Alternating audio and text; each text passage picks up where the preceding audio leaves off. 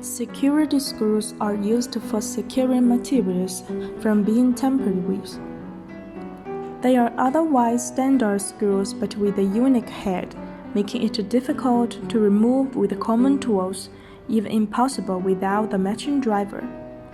We can also call them tamper proof screws or anti-theft screws. There are two main types of security screws. 1. One-way screws.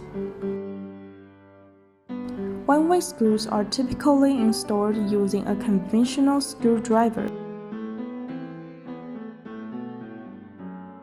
But once installed, they cannot be removed. 2. Two-way screws.